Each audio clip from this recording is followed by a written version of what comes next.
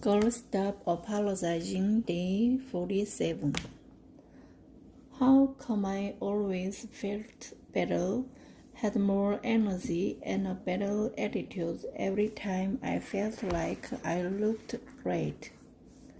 Because when you like the way you look, you will love the way you feel.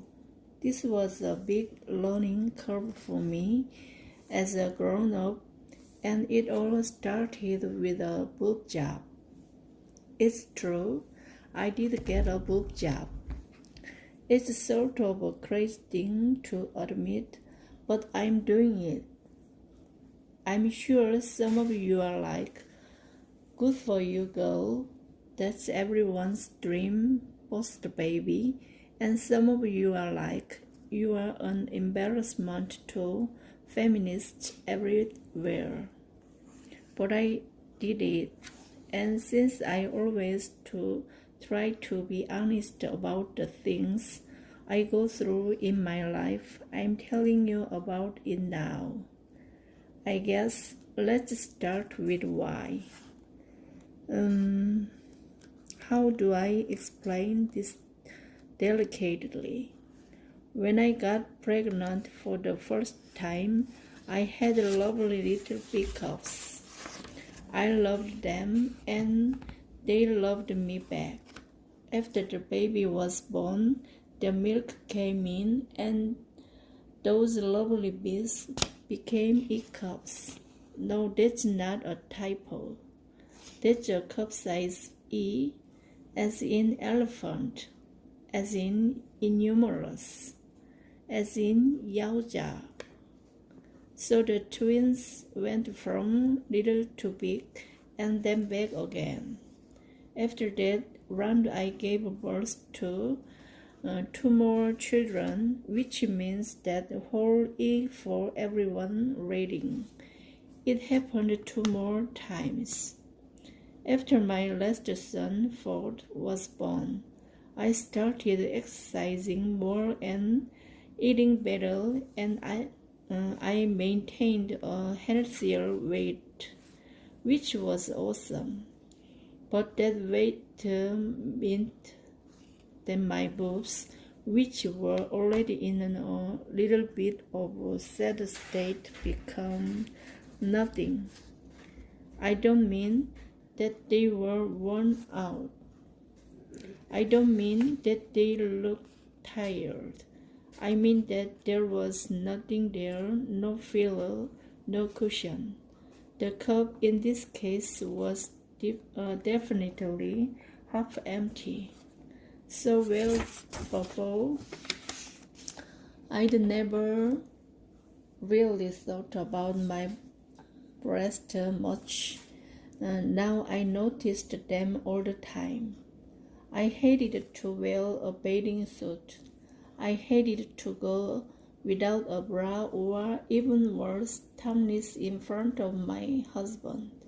Mostly, I hated how focused I was on something so trivial. Dave never said anything. He approached them just like he always had, with reverence and the unfettered joy of a straight man seeing boobs, but my issues got worse. Honestly, I'm not one to wallow for long. I'm a fixer. And while I can fix everything, this was something I definitely could do something about. I decided I was going to have them lifted back up. I found a doctor who was awesome and who also has kids, so she totally got what I was looking for. I made Dave go with me to the appointment, and I asked a million questions, which mostly had to do with whether I'd die on the table like the mom from Clarice, and whether I'd lose sensitivity because they might almost be as bad as death. They took some pictures for my child with which, let me tell you, is freaking abysmal. Nobody needs to see their sad little boobs through the lens of an HD camera under intense lighting. I ended up choosing the smallest implant they make because every time I tried on the bigger size, I felt uncomfortable. I didn't want to be someone new. I just wanted to feel like my old self. And as Dave put it, when I asked him what he thought, "You are beautiful no matter what you do. Just choose something that makes you feel good." Smart man. We scheduled the appointment for surgery. I was so excited, but as the day got closer and closer, I started to freak out. Not about whether to do it, but about whether I'd live. I had 3 beautiful children at the time, and surgery is scary. What if something happened to me because of my own vanity? Can you imagine what a horrible legacy I'd leave behind? Oh, my mom was super healthy, but she wanted to look good in a tank top, and no, she's dead.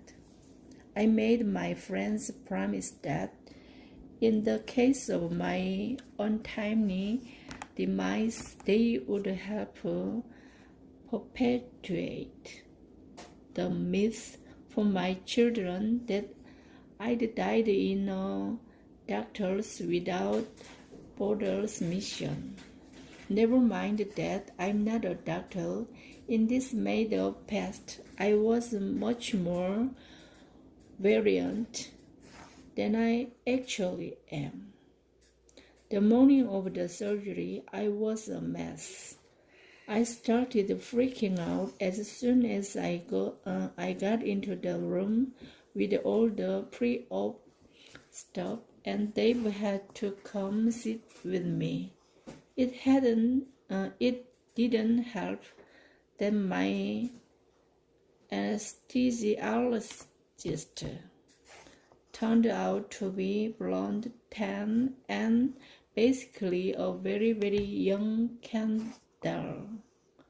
Like whatever age you have to be to have just made it out of medical school, that's what we're dealing with here. His name was Dr. Aiden, he said. He'd spent the morning surfing, he said. Surfing.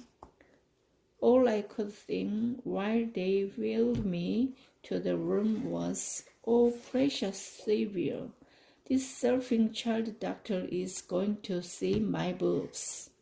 Sometimes when I get nervous, I manage those nerves by talking nonstop, so I was chattering nervously when the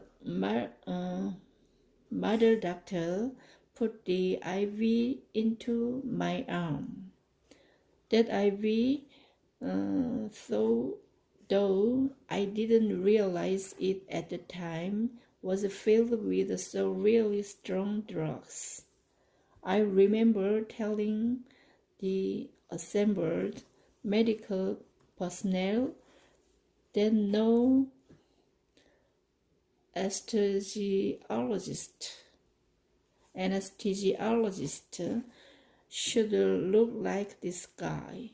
He was supposed to be bald and 60 plus years old.